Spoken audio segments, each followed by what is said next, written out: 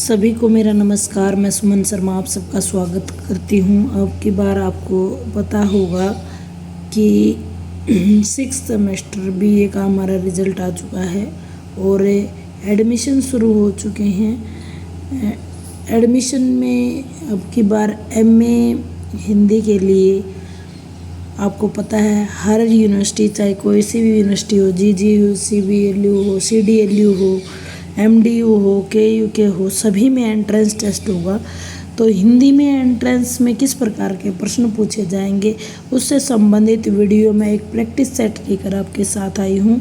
इसकी सीरीज बनेगी 2-3, क्योंकि एक ही वीडियो में तो बहुत ज़्यादा लंबा वीडियो हो जाएगा। तो 20-20 क्वेश्चन करके 4-5 मैं आपको एक प्रैक्टिस के लिए कि किस प्रकार का आएगा उसी प्रकार आप तैयारी कर सकते हैं।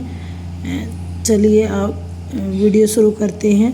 चंद्रबरदाई किस के दरबारी कवि थे? तो इसका आंसर आएगा पृथ्वीराज के। चंद्रबरदाई और पृथ्वीराज का कहा जाता है कि उनका जन्म दोनों अच्छे मित्र थे। ये बहुत अच्छे कवि थे। उन्हीं के दरबार में यूँ भी पूछा जा सकता है ये किसके दरबारी कवि थे। ये इनका जन्म जो है पृथ्वीराज के जन्म के साथ ही हुआ था और मृत्यु भी इनकी दोनों के साथ हुई थी। दिव्या प्रबंधन किसके पदों का संकलन है? तो ये नयन नारिया अलावर। तो ये अलावार संतों के पदों का संकलन है। पुष्टि मार्ग का प्रवर्तक आचार्य कौन थे? तो ये वल्लभाचार्य थे। पुष्टि मार्ग का जहाज सूरदास को कहा जाता है। इसमें अष्टछाप के कवि थे, 8 कवि थे। 4 जो है वल्लभाचार्य के अंतर्गत आते हैं और 4 जो है इन्हीं के बेटे वल्लभाचार्य के अंतर्गत। आइए अगले क्वेश्चन की तरफ चलते हैं। आदिकाल को वीर गाथा काल किस आलोचक ने कहा है? तो इसका आंसर आएगा राम कुमार वर्मा। वीर गाथा काल आचार्य रामचंद्र शुक्ल ने। अगले प्रश्न की तरफ चलते हैं। भारतीय प्रगतिशील संघ की स्थापना कब हुई? तो ये 1936 में हुई और इसके प्रथम अध्यक्ष प्रेमचंद जी थे। ये हमारे 5 प्रश्न हो चुके हैं। छठे प्रश्न की तरफ चलते हैं। आखिरी कलाम सूफी कवि की रचना थी। किस सूफी कवि की रचना थी? तो ये इसका आंसर जैसे आएगा। अजगर करे न चाकरी, पंछी करे न काज, कुंभन दास की प्रसिद्ध काव्य पंक्तियां हैं। अगले प्रश्न की तरफ चलते हैं। तुलसीदास ने रामचरितमानस की रचना किस पद्धति में की है? तो ये दोहा चौपाई पद्धति में की है। पहले दोहा आएगा फिर चौपाई आती है, जैसा आपने चालीसा के अंदर भी देखा होगा। तो ये दोहा चौपाई पद्धति है। मृगावती कुंभन की है रचना बतानी थी हमने। तुलसीदास की भक्ति भावना के बारे में, तो तुलसीदास की जो भक्ति भावना है वो दास्य भक्ति भाव है। अगर माधुर्य भक्ति भावना की बात करें तो ये मीरा की है और साख्या भक्ति भावना ये सूरदास की है। पुरुरवा और उर्वशी आख्यान सर्वप्रथम किस ग्रंथ में उपलब्ध है? तो ये ऋग्वेद में उपलब्ध है। भ्रमर गीत का मुख्य आधार क्या है? जैसा मैंने वीडियो बना के डाल रखा है। भ्रमर गीत क्या है, भ्रमर गीत की मुख्य विशेषताएं क्या है? तो भ्रमर गीत का मुख्य आधार जिसके लिए प्रसिद्ध हैं सूरदास जी, और भगवत के 10वें स्कंद से ये लिया गया है, इसका मुख्य आधार है। कृष्ण भक्ति साहित्य में लब्ध प्राप्ति यानी प्रसिद्धि किसको प्राप्त है, तो ये सूरदास को है। सारे के सारे कृष्ण भक्त कवि हैं, लेकिन इनमें से जो आपका आंसर है वो सूरदास है।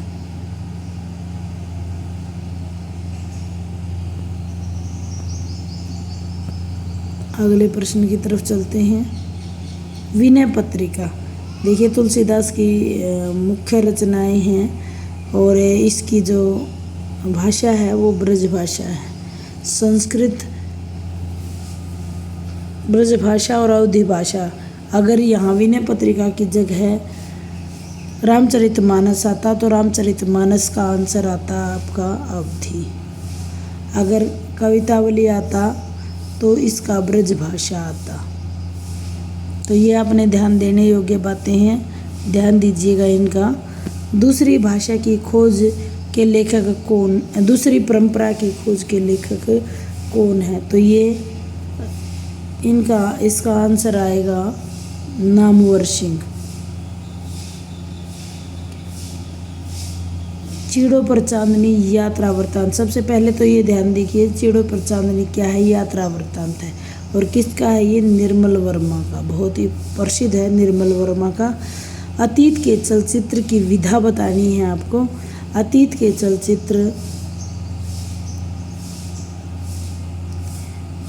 चलचित्र ये एक रेखा चित्र है और महादेवी वर्मा का है, महादेवी वर्मा।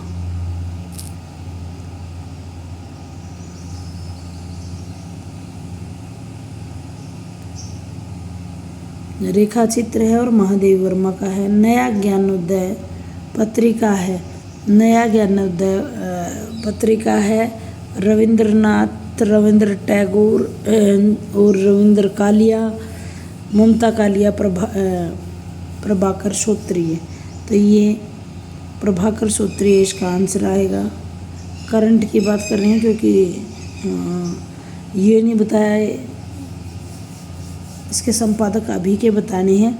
सुदामा चरित्र किसकी है, तो ये नरोत्तम दास की रचना है, नरोत्तम दास।